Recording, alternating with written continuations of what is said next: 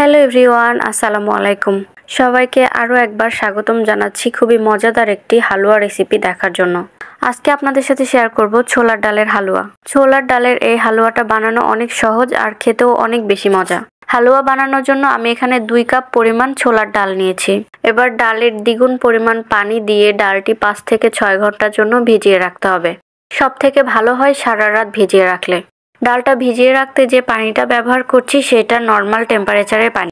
আমি ডালটা সারা রাত ভিজিয়ে রেখেছিলাম। সারা রাত ভিজিয়ে রাখার ফলে ডাল অনেকটা ফুলে উঠেছে। ডালটা আমি বেশ কয়েকবার পানি চেঞ্জ করে ধুয়ে নিয়েছি। এবার আমি ডালটা সিদ্ধ করতে বসিয়ে দিব।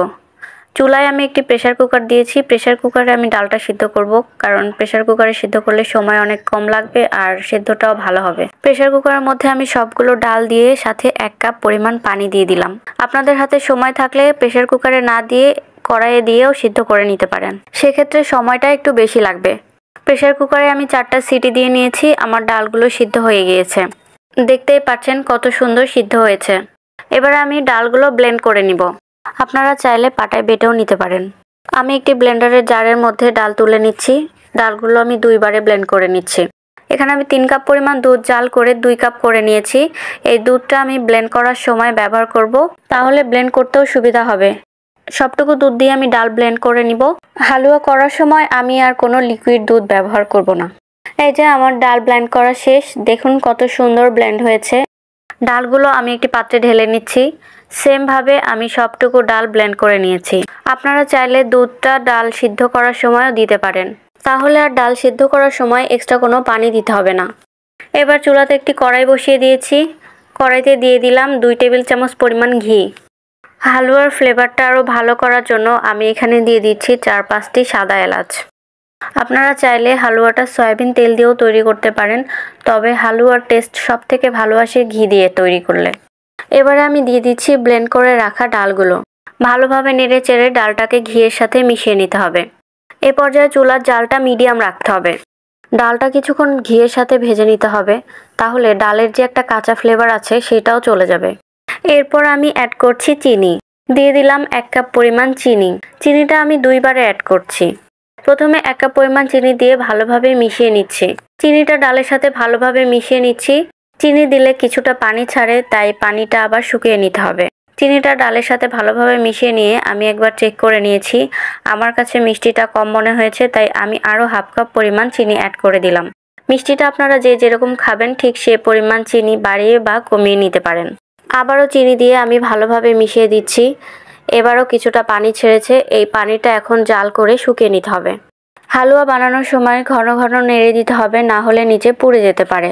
আর চুলার আঁচ প্রথম থেকে শেষ পর্যন্ত একদম মিডিয়াম থেকে লোতে রাখতে হবে। আমি 10 থেকে 15 মিনিটের মতো জাল করে হালুয়াটা শুকিয়ে নিয়েছি।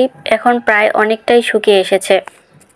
এ পর্যায়ে আমি দিয়ে দিচ্ছি 1/2 কাপ পরিমাণ গুঁড়া দুধ।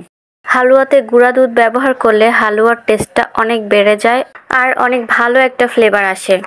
এবার ভালোভাবে নেড়ে চেড়ে হালুয়ার সাথে গুঁড়া দুধগুলো মিশিয়ে দিচ্ছি। অনেকেই নরম হালুয়া পছন্দ করে, তাই আপনারা চাইলে এ পর্যায়ে নামিয়ে নিতে পারেন। আর যদি এটাকে বরফি তৈরি করতে চান, তাহলে এটা আরও কিছুক্ষণ জাল করে আরও আঠালো শক্ত করে নিতে হবে। আমি আরও কয়েক মিনিট জাল করে নিয়ে শুকিয়ে নিয়েছি। এ পর্যায়ে আমি দিয়ে দিচ্ছি 2 চামচ ঘি। ঘি দিয়ে ভালোভাবে মিশিয়ে নিয়ে আমি চুলাটা বন্ধ করে দিব। এ পর্যায়ে ঘি ব্যবহার করলে ঘিয়ের যে স্ট্রং ফ্লেভার আছে সেটা একদম ঠিক থাকে আর হালুয়াটার টেস্টও অনেক বেড়ে যায়। আমি একটি প্লেটে কিছুটা ঘি ব্রাশ করে নিয়ে সেখানে হালুয়াগুলো তুলে নিচ্ছি। হালুয়াটা গরম থাকতে থাকতেই সেট করে নিতে হবে। হালুয়াটা প্লেটে তুলে আমি একটা চামচ দিয়ে সমান করে দিচ্ছি উপর থেকে। এরপরে আমি হাতে কিছুটা ঘি লাগিয়ে উপর থেকে আলতো হাতে দিয়ে দিলাম। এরপর আমি কিছুটা কাজু বাদাম কেটে উপর থেকে দিয়ে দিচ্ছি। আপনারা চাইলে যে কোনো ধরনের বাদাম বা কিশমিশও দিতে পারেন। বাদামগুলো এখনই দিয়ে দিতে হবে, তাহলে হালুয়া ঠান্ডা হওয়ার সাথে সাথে বাদামগুলোও সেট হয়ে যাবে। এরপর আমি হালুয়াটা ঠান্ডা হয়ে সেট হওয়ার জন্য রেখে দিচ্ছি নর্মাল ফ্রিজে 2 ঘন্টার জন্য। কত সহজেই রেডি হয়ে গেল আমার ছোলার ডালের হালুয়া। 2 ঘন্টা পরে আমি ফ্রিজ থেকে বের করে নিয়েছি। আমার হালুয়াটা পারফেক্টভাবে সেট হয়ে গিয়েছে। দেখে বুঝতে পারছেন কত সুন্দর সেট হয়েছে। আমি এখানে একটা প্লেটে বাদাম দিয়ে ডেকোরেশন করেছি আর একটা প্লেটে কিশমিশ দিয়েছি। আপনারা আপনাদের পছন্দ মতো ডেকোরেশন করে নিতে পারেন। যারা এখনো বাসায় ট্রাই করেন নাই এই ছোলার ডালের হালুয়া, তারা আমার এই ভিডিওটি দেখে বাসায় বানিয়ে নিতে পারেন মজাদার এই হালুয়া।